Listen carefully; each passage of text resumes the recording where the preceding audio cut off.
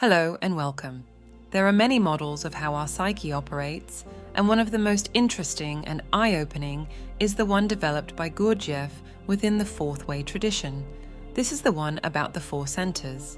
The perhaps most interesting aspect of it is the claim that in the normal human, the four centers work in misalignment, where one center often takes over the job of another, creating dysfunctional ways of thinking, speaking, and acting.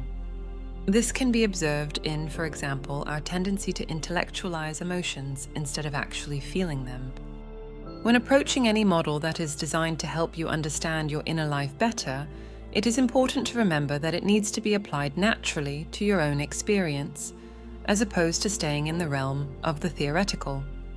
You should also not try to force this model onto your experience, but rather have it in the back of your mind when you go through your day-to-day experiences, and be glad every time you catch yourself acting in a dysfunctional manner, as the mere act of observing what was previously unconscious is enough to set change in motion.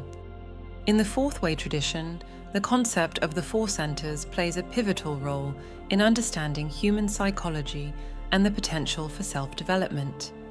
These centers are seen as different mechanisms within the human system, each with distinct functions, responsibilities, and energies. Gurdjieff's teachings often emphasize the fragmentation of human consciousness, where we mistakenly believe that we are unified beings, even though, in reality, our actions and thoughts are controlled by these independent centers. Understanding these centers is crucial for inner work and experiencing higher states of consciousness. Whether you believe that these centers actually exist in a real, tangible sense, or whether you believe that they are merely a useful model for understanding the human psyche, it's important to note that the map should not be confused with the territory. The centers can never be fully grasped with the language used to describe and elucidate them, and there will always be a divide between experiencing them and our understanding of the experience. As already mentioned, Gurdjieff identifies four primary centers within a person: the intellectual center, the emotional center, the moving center, and the instinctive center. Each of these has its distinct characteristics and modes of functioning. They are responsible for specific types of energy and activity within the body and mind, and their improper balance or incorrect functioning can lead to many of the problems we face in everyday life, as well as in the world. You see, each center has its specific tasks, but we often misuse them. For example, someone might attempt to solve an emotional problem with intellectual reasoning, or try to understand a deep intellectual concept through physical action. This will be explained in more detail in a moment. This confusion between the centers can lead to inefficiency, mistakes, and suffering. The centers become overburdened when they perform functions for which they are not designed, and they simply don't perform them correctly. Gurdjieff calls this phenomenon wrong work of centers. Such imbalances lead to the mechanical and unconscious behaviors that Gurdjieff's work aims to overcome. The intellectual center, as its name implies, is responsible for thinking, reasoning, and understanding. This center processes logic, memory, and information. It functions through our thoughts and is often the most recognized part of ourselves because we tend to identify with it as our primary mode of operation, especially in our Western culture, which is so dominated by the intellect. However, in Gurdjieff's teaching, this is only one small aspect of the whole. The intellectual center tends to work slowly and methodically, and its energy is used when we are engaged in any form of mental activity, be it solving a problem, reading, or recalling information. The wrongful use of this center could, for example, be that you, instead of allowing yourself to feel certain emotions, overthink why you're feeling this way, seeking logical explanations or solutions. This mental processing can block the natural flow of emotions, preventing genuine emotional release, leading to unnecessary stress or confusion, and may lead to an inability to feel and express genuine emotions, which hinders deeper connection with others. The thinking center can also wrongfully take over the function of the moving center, when it tries to think up responses to situations or scenarios that require immediate, reflexive action. The emotional center is another important part of the human organism. It is responsible for feelings, emotional reactions, and emotional experiences. Unlike the intellectual center, which operates through thought, the emotional center deals with emotions like joy, sadness, anger, or affection. Emotions arise much faster than thoughts, and the energy of this center is subtler and quicker. While the intellectual center might take time to process information, the emotional center reacts almost instantaneously. It is through this center that we form emotional connections to the world around us and to others, often in ways that are not immediately conscious. It is also a center that helps us navigate the world when the intellectual center alone has too little information to work with. When it functions properly, this center gives us the capacity for empathy, love, and aesthetic appreciation. However, it can also be unbalanced, causing unnecessary emotional suffering when it is misused or overworked. The emotional center can, for example, wrongfully take over the intellectual center's function when decisions that require logical analysis are driven by feelings. For instance, you might make an important financial decision based on excitement or fear rather than careful reasoning. Instead of evaluating facts, numbers, or long-term consequences, emotional impulses dominate the process, leading to choices that may be irrational or harmful. This can result in regret or complications, as emotional responses often lack the objectivity and patience required for intellectual tasks. This wrongful work should, however, not be confused with the intuitive nudges that, depending on how in touch with our intuition we are, can help us make more accurate decisions in areas that we would normally leave to the intellect. The moving center controls all our voluntary movements and activities, such as walking, dancing, or playing a sport. This center operates automatically and efficiently, managing physical coordination and action. It learns through repetition and practice and governs the habitual actions that we perform daily without conscious thought, such as riding a bicycle or typing on a keyboard. When developed and functioning well, the moving center can execute complex tasks with precision and grace, as seen in the abilities of professional athletes or skilled craftsmen. This center relies on learned movements and patterns, and once something is learned by the moving center, it becomes automatic. The energy of the moving center is different from that of the intellectual or emotional centers. It is mechanical and driven by repetition. The moving center can, for example, wrongfully take over the intellectual center's function when you respond to situations through habitual physical actions without thinking. For example, if you're faced with a complex problem at work, instead of analyzing and planning, you might automatically start doing busy tasks, organizing your desk or moving papers, without addressing the issue logically.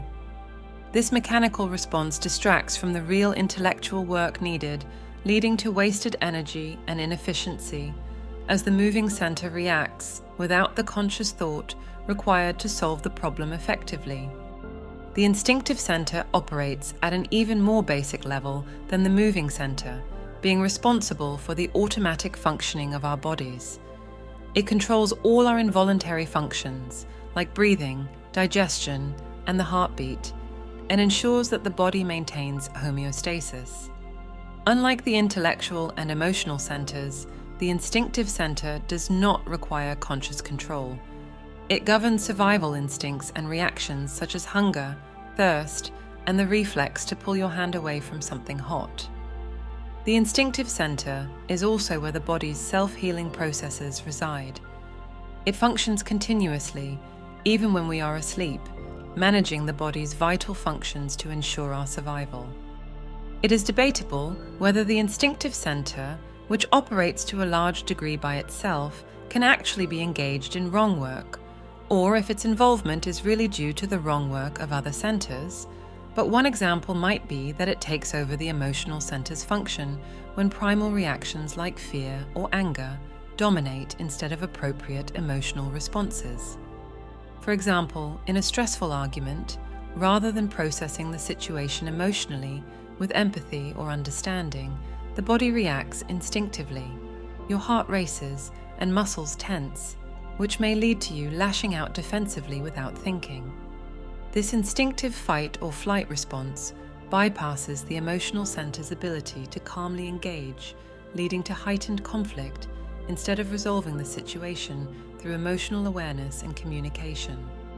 On a side note, breathing seems to be somewhere between the instinctual and moving center, and it's in this context interesting to ponder that breathing is given such significance in many religious and spiritual traditions, being not only connected to the upholding of physical life, but also the intake of spiritual energy.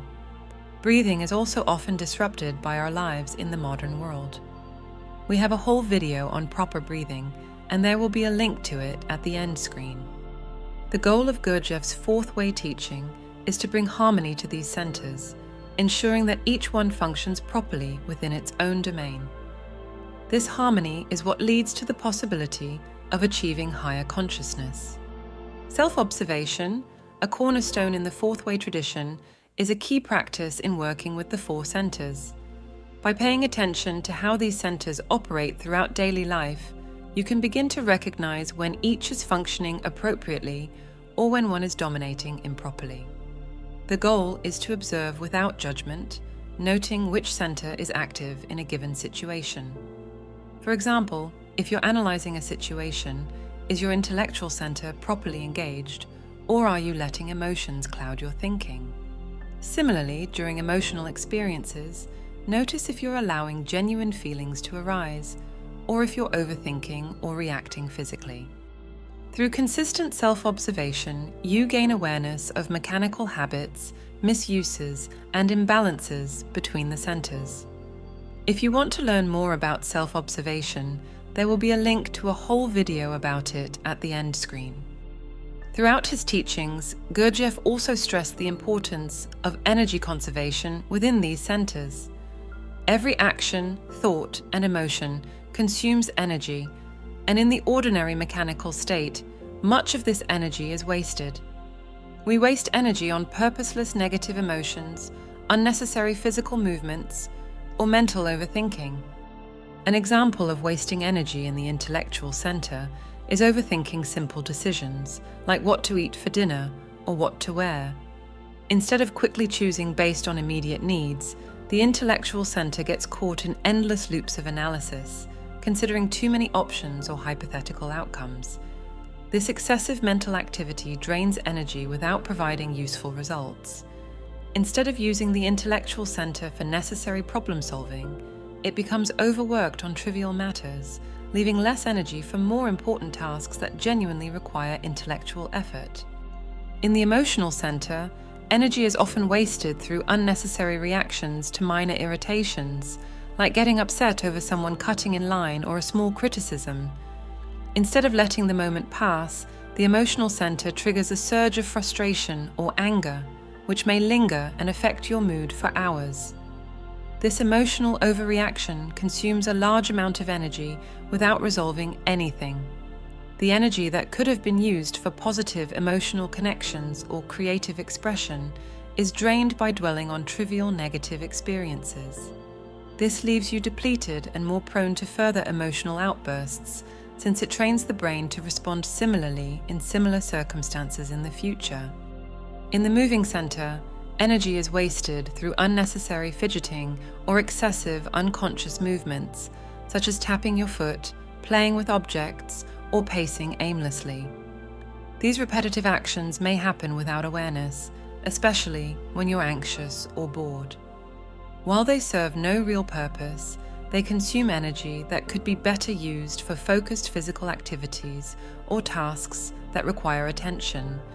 This constant, aimless movement fatigues the moving center and can lead to a lack of physical coordination or exhaustion, all without accomplishing anything meaningful or productive. The most destructive way that the centers waste energy, though, is when several centers work together in a wrongful way, such as when the intellectual center feeds negative emotions by ruminating over problems, which we try to suppress, which in turn causes physical tension in the moving center, which in turn causes discomfort, giving rise to even more negative emotions. The depletion of energy prevents the centers from functioning optimally. Through self-observation and the application of specific exercises, one can begin to save energy, redirecting it toward inner development. The practice of dividing attention, for example, allows one to observe the centers at work and recognize how energy is being spent. Dividing attention is a practice in the fourth way tradition, which is similar to mindfulness. It involves being aware of both your inner state and the external world simultaneously. It means consciously observing yourself, your thoughts, emotions, and physical sensations, while also being fully present in your surroundings and actions. This dual focus brings your attention back to the present moment and helps break the automatic, mechanical behaviors that dominate everyday life. This enables more conscious action and less wasted energy. Over time, this practice leads to greater harmony between the centers. By consciously working to reduce mechanical actions, emotions, and thoughts, one begins to accumulate energy. However, you don't do this through force. Instead, simply notice your automatic behaviors, reactions, and patterns without judgment. Allow awareness itself to bring subtle shifts. When you catch yourself in a repetitive thought or reaction, pause, take a breath, and return to the present moment. This mindful presence naturally slows down the automatic processes without strain. Over time, these small moments of conscious awareness accumulate, and mechanical habits gradually loosen their grip, freeing up energy in a way that feels smooth and organic, rather than forced. By just cultivating this habit of being present and observing whatever is going on, you begin to break automatic thinking and behavior. When you do this, you will notice just how much in your life is running on autopilot, and how a simple shift in perspective, applied whenever you catch yourself slipping back into old habits, can have a tremendous effect over time. The accumulated energy can then be used for more conscious activities. In this way, the work on the centers is not just about psychological insight, but about the actual transformation of energy within the organism. To summarize, the four centers, as described in the fourth way tradition, intellectual, emotional, moving, and instinctive, each play an essential role in the functioning of a person. Properly balancing these centers, ensuring that they each perform their appropriate tasks without interference, is central to Gurdjieff's system of inner development. The work involves understanding the tendencies and misuses of these centers, observing them in everyday life, and working toward a state of harmony. The ultimate goal is the awakening of higher centers, which leads to greater self-awareness, deeper emotional experiences, and a clearer understanding of reality. Finally, you are reminded that this is about directing your attention towards what is going on in your inner life.